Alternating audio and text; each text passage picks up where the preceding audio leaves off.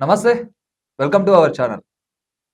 రాష్ట్రంలో బీఆర్ఎస్ నాయకులందరినీ గూడా ఒకళ్ళ తర్వాత ఒకళ్ళని ప్రతి ఒక్కళ్ళని గూడా సిట్ విచారణ గావచ్చు, ప్రతి ఒక్క కేసులలో గూడా వాళ్ళందరినీ గూడా ముఖ్య పాత్రలను చేస్తున్నటువంటి పరిస్థితి గూడా ఏర్పడుతుంది. అయితే కాంగ్రెస్ పార్టీ ఇదంతా కక్షపూరితంగా చేస్తుందా? లేకపోతే అలాగే ఇప్పుడున్న రానున్న కొద్ది రోజుల్లో గూడా కార్పొరేషన్ ఎలక్షన్స్ గూడా రానున్నాయి. అయితే అటన్నిటి విషయాలపైన గూడా మనం మాట్లాడే ప్రయత్నం అయితే చేద్దాం. మన దగ్గర ఇప్పుడు తెలంగాణ ఉద్యమకారుడు, అలాగే ఖైరతాబాద్ బీఆర్ఎస్ సీనియర్ నాయకుడు నిశాంత్ ముదిరాజ్ ఉన్నారు. మనం మాట్లాడే ప్రయత్నం అయితే చేద్దాం. నమస్తే అన్న. నమస్తే. ఎట్లున్నారు? బాగున్నా. రాష్ట్రంలో బీఆర్ఎస్ పని అయిపోయిందని చెప్పడం గూడా, అలాగే బీఆర్ఎస్ నాయకులందరినీ గూడా జైలుకు పంపిస్తామని చెప్పి కాంగ్రెస్ నాయకులందరూ కావచ్చు, ప్రతి ఒక్కరు గూడా మాట్లాడుకున్నటువంటి పరిస్థితి కూడా ఉంది. దానిపై ఏం చెప్తారన్న మీరు? బీఆర్ఎస్ ఖతమయింది అనుకోవడము కాంగ్రెస్ వాళ్ళ మూర్ఖత్వం.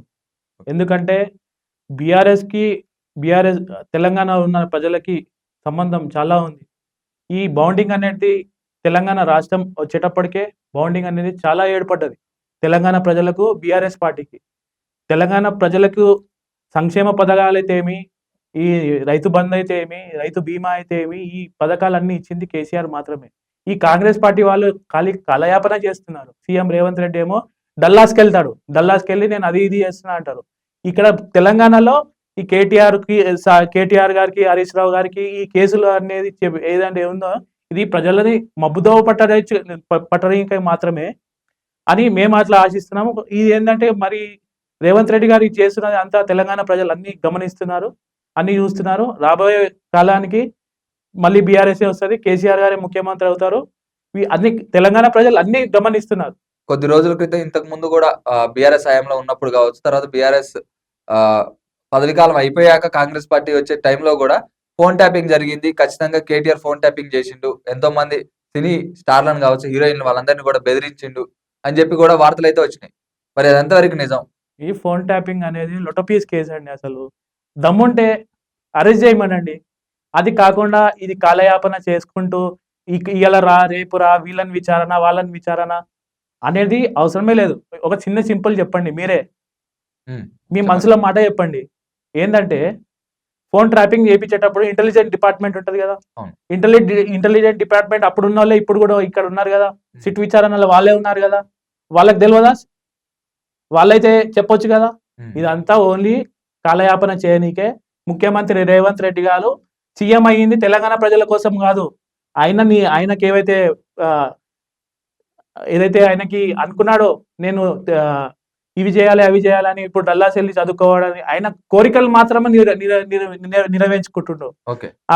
మన మెస్సిన్ పిలవడం అయితే ఏమి, ఈయన హైయర్ స్టడీస్కి అని చెప్పి డల్లాస్కి వెళ్ళడం అయితే ఏమి, అన్ని ఈయన సొంత లాభాల కోసమే తెలంగాణ ప్రజలని ఈ ముఖ్యమంత్రి పీఠాన్ని యూజ్ చేసుకుంటున్నాడు. అంటే రాష్ట్రంలో ఇప్పటిదాకా చూసుకున్నట్లయితే ప్రతి ఒక్క దానిపైన కూడా ఏమన్నా హామీలు నెరవేర్చడంలో కూడా మా దగ్గర ఖజానా లేదు. ఇంతకు ముందు ఉన్న గత ప్రభుత్వం వాటన్నిటిని కూడా అవినీతి చేసి, వాటన్నిటిని కూడా డబ్బులన్నింటిని కూడా 1,00,000 కోట్ల పైగా కూడా వాళ్ళని కూడా అవినీతి చేసి వాళ్ళ దగ్గర దాచుకున్నారు పైసలన్నీ.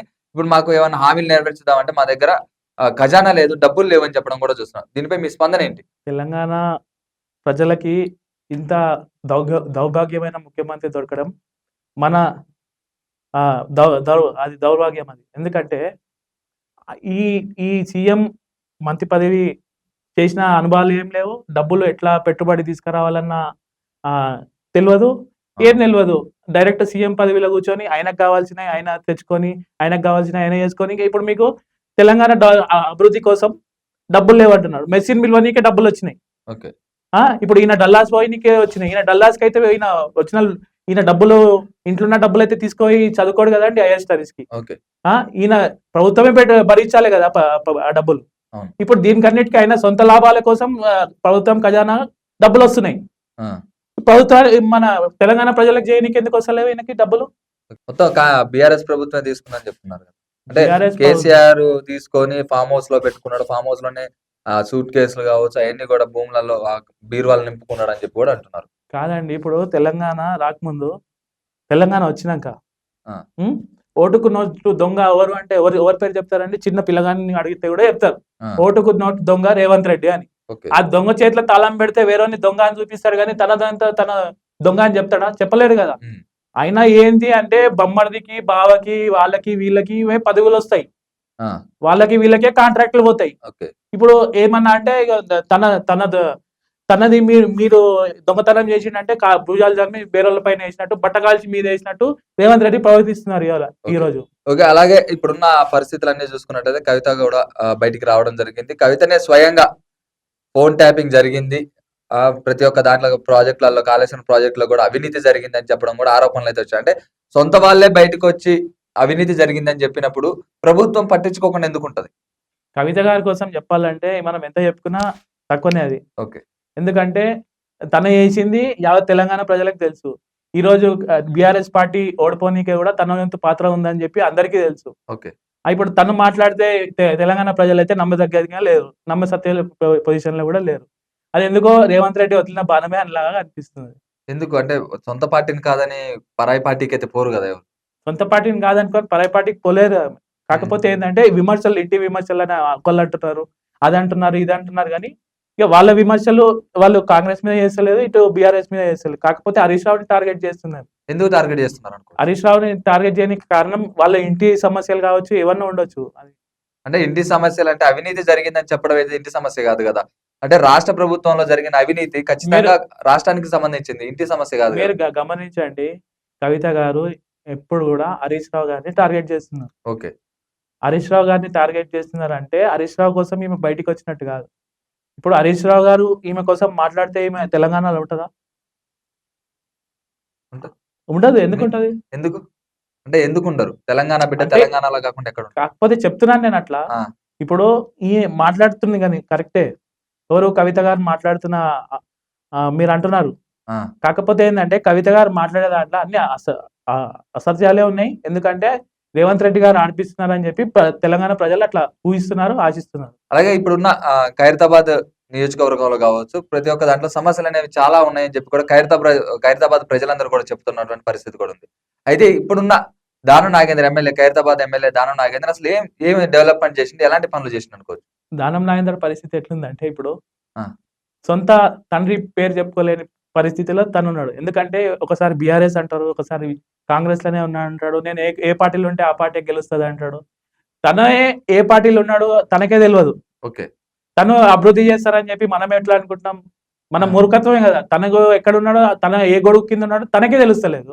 ఓకే. ఇప్పుడు మనకి అభివృద్ధి చెందాలంటే ఖైరతాబాద్ అభివృద్ధి చెందుతదా? ఫస్ట్ తను రాజీనామా జేసి, మళ్ళీ కాంగ్రెస్‌లో పోయి కాంగ్రెస్‌లో పోయి పోటీ చేస్తే, అప్పుడు నేనేం జేసినా అని చెప్పి చెప్పుకుంటే తిరగమని చెప్పండి అప్పుడు. అంటే ఇప్పటిదాకా ఏమి అభివృద్ధి అనేది జరగలేదా ఖైరతాబాద్‌లో? అభివృద్ధి అనేది టీఆర్ఎస్ పార్టీ, బీఆర్ఎస్ పార్టీ ఉన్నప్పుడే అభివృద్ధి చెందింది. లాస్ట్ 10 ఏళ్ల తర్వాత. ముందు ఇప్పుడు 2 ఏళ్ల నుంచి ఏం అభివృద్ధి అనేదే లేదసలు. అంటే ఎలాంటి ప్రాబ్లమ్స్ ఉన్నాయి? 6 గ్యారంటీలని ఇచ్చారు. ఓకే. 6 గ్యారంటీలో ఒక ఫ్రీ బస్సు పెట్టి నామమాత్రానికి మాత్రమే ఫ్రీ బస్‌లో అది గూడా లేడీస్ వాళ్ళు విపరీతమైన కొట్లాటలు ఓకే. దాంట్లో గూడా. ఆ! ఆ! అదొక్కటి పెట్టేసి మేము జేసేసినాం అంటే కాదు గదా! ఆ! ఇంకా 420 హామీలిచ్చారు. ఓకే. హామీలని చెప్పండిరా నాయనా అంటే వీళ్ళేమో అది కేసు, ఈ కేసు, ఈ కేసు, ఈ కారు కేసు, ఇది, అది అని జెప్పి సెట్ విచారణ అని జెప్పి ఇది కాలగర్భన చేస్తున్నాడన్నమాట. ఓకే. ఖైరతాబాద్‌లో ఎలాంటి అభివృద్ధి జరగలేదని చెప్తున్నారు. ఖైరతాబాద్‌లో అయితే అభివృద్ధి జరిగింది అని చెప్పి కొంతమంది నాయకులు చెప్తున్నారు. అంటే దాన నాగేందర్ చుట్టూ ఉన్న కార్యకర్తలు కావచ్చు, లేకపోతే అక్కడున్న ప్రజలు గూడా కొంచెం ఇంప్రూవ్‌మెంట్ జరిగింది. ఖచ్చితంగా అభివృద్ధి జరిగిందని కూడా చెప్తున్నారు. ఎట్లా చూసుకోవచ్చు? అభివృద్ధి జరిగింది, జరగలేదని చెప్పడానికి కూడా చాలా అంటే చాలా తేడా ఉంటది. అభివృద్ధి ఎంత జరిగింది? లేకపోతే అభివృద్ధి జరగకపోతే ఏ సమస్యలున్నాయని చెప్తారు మీరు? మీ క్వెషన్‌లోనే ఆన్సర్ ఉందండి. ఓకే. దానం నాగేందర్ ఎంకలు ఉన్నవాళ్ళు ఏం చెప్తారు? సొంత డబ్బే కట్టుకుంటారు గదా! అభివృద్ధి జరిగిందనే చెప్తారు గదా! ఓకే. అభివృద్ధి అనేది ప్రజలు జెప్పాలే. నిన్ను ఎన్నుకున్నది ప్రజలు. ఓకే. ప్రజలు జెప్పాలి. ఎంత ఎంత డెవలప్‌మెంట్ అయింది? ఏమైంది? రోడ్లు అయితే ఏమి? స్ట్రీట్ లైట్‌లు అయితే ఏమి? ఇవి ఏ గల్లీలో ఎళ్ళినా గూడా స్ట్రీట్ లైట్‌లు ఉండేయండి. మేము ఇప్పుడు యువకులు ముందుకు రానికి ముఖ్య కారణం గూడా అదే. ఆ! మేము డెవలప్‌మెంట్ జేయనీకే, మేము జేయనీకే ఎంతసేపు ఈయననే 17 సార్లు నేను ఎమ్మెల్యేగా ఉన్నా, 5 సార్లు కంటెస్ట్ జేసినా, 6 సార్లు కంటెస్ట్ జేసినా అంటే కాదు అండి. డెవలప్‌మెంట్. పబ్లిక్ జూస్తారు డెవలప్‌మెంట్. అంటే నిన్న దానం నాగేంద్ర అన్న మాటలు గూడా చూసుకున్నట్టయితే, ఆయన చేసిన వ్యాఖ్యలు ఎలా ఉన్నాయంటే, నేను బీఆర్ఎస్ పార్టీ నుంచి బయటికి రాలేదు. నన్ను సస్పెండ్ చేశారు అని చెప్పడం గూడా చూస్తూనే ఉన్నాం. మరి ఎట్లా చూసుకోవచ్చు దీన్ని? అదే చెప్పినాను గదండీ ఇందాక. సొంత తండ్రి పేరు చెప్పుకునే పరిస్థితిలో వీళ్ళు లేరు. ఏ చెట్టు కింద ఉన్నాను నేను చెప్పిన పరిస్థితి లేదు. వీళ్ళు అప్పుడు వాళ్ళు పిలిచినప్పుడేమో సెట్ విచారణ వచ్చినప్పుడేమో నేను బీఆర్ఎస్ పార్టీ అంటారు.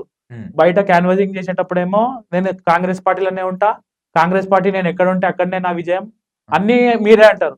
ఆ, అన్ని మీరే అన్నప్పుడు మీరు ఎంపీగా పోటీ చేసినారు లోక్సభ సికింద్రాబాద్ నుంచి. ఆ, బీఫామ్ కాంగ్రెస్ బీఫామ్ మీదనే గెలిచారు. ఆ. ప్రజలు అంత అమాయకులు అనుకుంటున్నారా అండి? మీరు ఎట్లా చెప్తే అట్లా నీకే. మరి ఇప్పుడు నేను బీఆర్ఎస్ పార్టీలోనే ఉన్నా, నన్ను బీఆర్ఎస్ పార్టీ సస్పెండ్ చేసి నా పార్టీ బీఆర్ఎస్ పార్టీ అని చెప్తున్నాడు మరి. ఇంకా అదే చెప్తున్నాను కదండి నేను.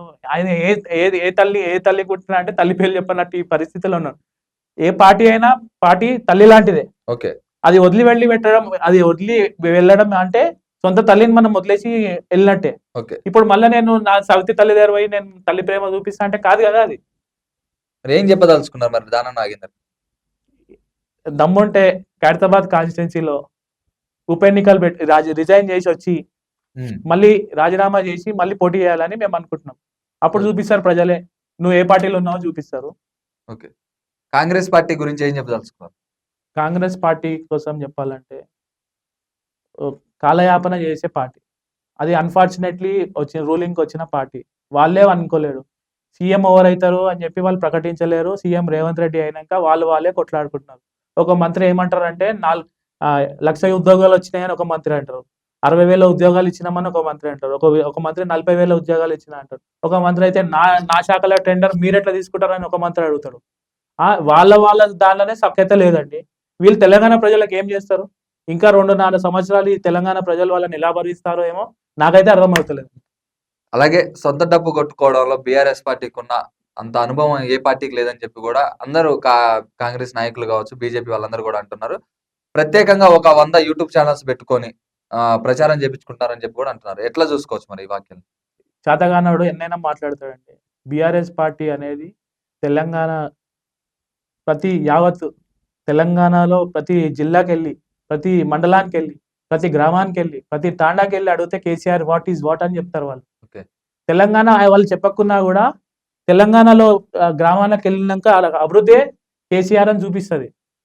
మీకు ఒక తెలంగాణలో ఒక సామెత ఉందండి, ఊర్లలో ఆంజనేయ స్వామి టెంపుల్ లేని గుడి లేని ఊరు లేదు, కేసీఆర్ సంక్షేమ పథకాలు అందని ఇల్లు లేదు అని చెప్పి అంటారు. ఓకే. ఇది ఉట్టిగానే వస్తుందా అండి చెప్పండి? ఏం చెప్పదలుచుకున్నా మరి ప్రజలందరూ కూడా ఇప్పుడు కాంగ్రెస్ పార్టీకి పట్టం కట్టారు. మరి బీఆర్ఎస్ పార్టీ అంతు లేదు అని చెప్పి కూడా కాంగ్రెస్ పార్టీ వాళ్ళందరూ కూడా అంటున్నారు మరి. కాంగ్రెస్ పార్టీ గెలిచింది తెలంగాణలో 2-3% మెజార్టీ ఓట్లతోటే. ఓకే. అంతలో బీఆర్ఎస్ పార్టీ మొత్తం వెళ్ళిపోయిందని లేదండి. ఇప్పుడు 10 మంది ఎమ్మెల్యేలు జాయిన్ అయ్యిందని చెప్పి వాళ్ళు సంకలు గుద్దుకుంటున్నారు. వాళ్ళు 10 మంది ఎమ్మెల్యేలు అందరూ సుప్రీంకోర్టుకి ఏమని ఇచ్చారంటే మేము బీఆర్ఎస్ పార్టీలోనే ఉన్నామని చెప్పారు. అంటే వాళ్ళకు కూడా మేము కాంగ్రెస్ పార్టీలోకి వెళ్ళడం వాళ్ళకు కూడా ఇష్టం లేదు, ఏదో మేము రాంగ్ స్టెప్ తీసుకున్నాం అనుకుంటున్నారు. ఇప్పుడు రాబోయే రోజులలో వచ్చేది బీఆర్ఎస్ పార్టీయే. మళ్ళీ కేసీఆర్ గారే తిరిగి ముఖ్యమంత్రి అవుతారు. మళ్ళీ తెలంగాణ అభివృద్ధి అప్పుడే అవుతుంది.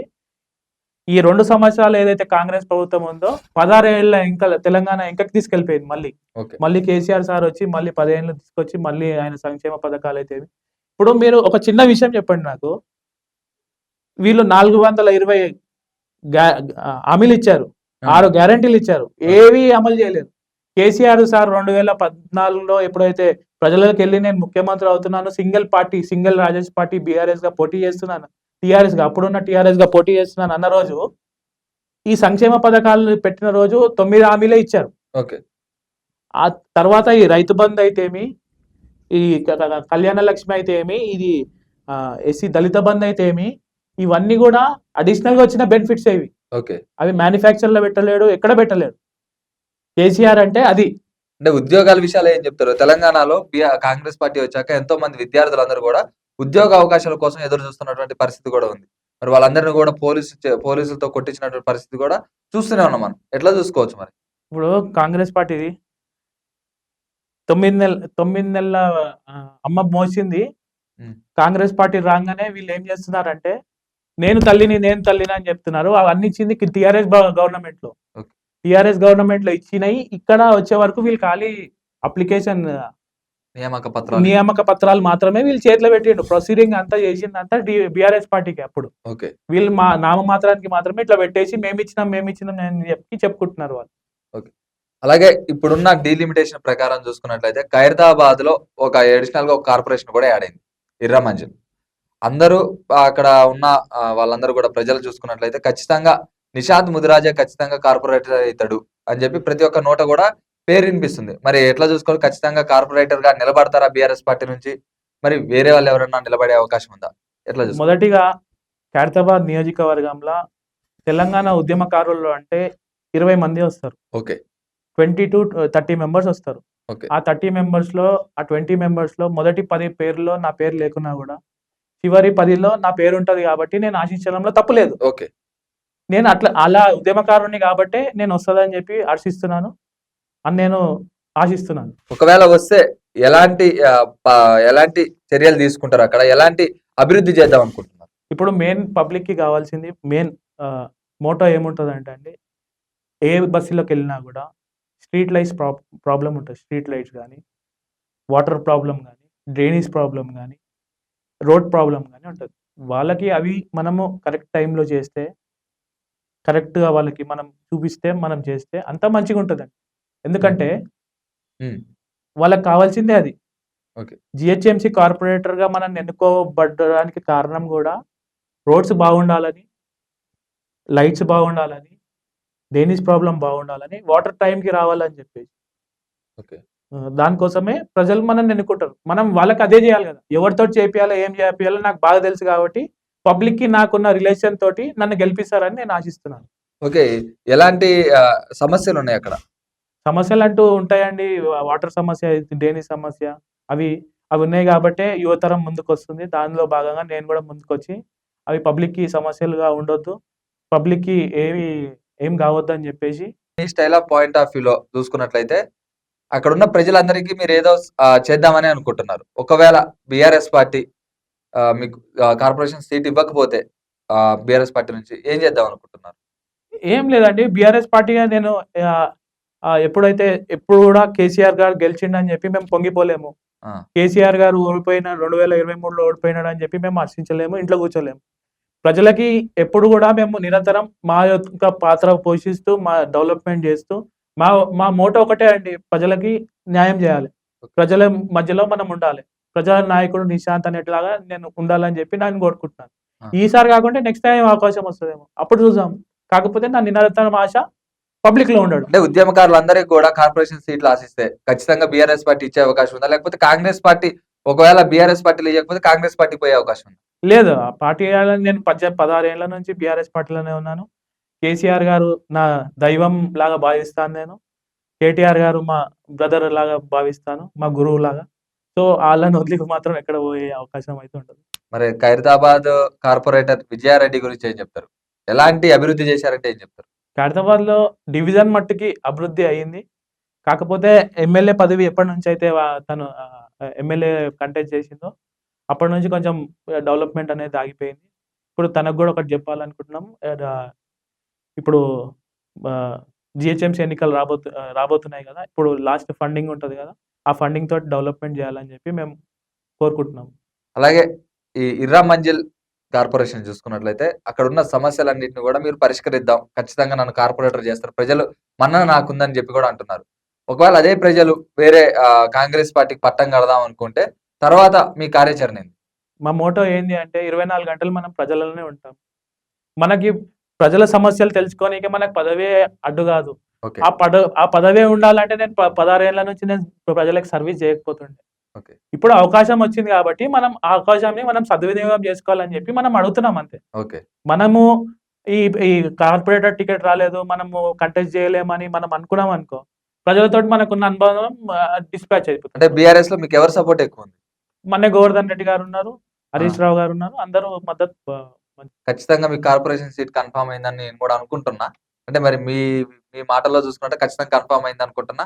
ప్రజల మన్నన కూడా అక్కడ గిర్ర మంజిల్ ప్రజలు కావచ్చు వాళ్ళందరిని కూడా చూసుకున్నట్లయితే ఖచ్చితంగా ప్రజల మన్నన కూడా ఉందని నేను అనుకుంటున్నా. మరి మీరెలా భావిస్తున్నారు? నా మోటో ఒకటే అండి. ఎర్రమంజిల్ డివిజన్ 300 డివిజన్‌లలో ఆదర్శమైన డివిజన్ కావాలని నేను అనుకుంటున్నాను. ఆ ఆదర్శం చేయాలంటే కార్పొరేటర్ అనే పదవి ఉంటేనే గాదు, లేకున్నా నేను జేసి చూపిస్తాను. ఆ!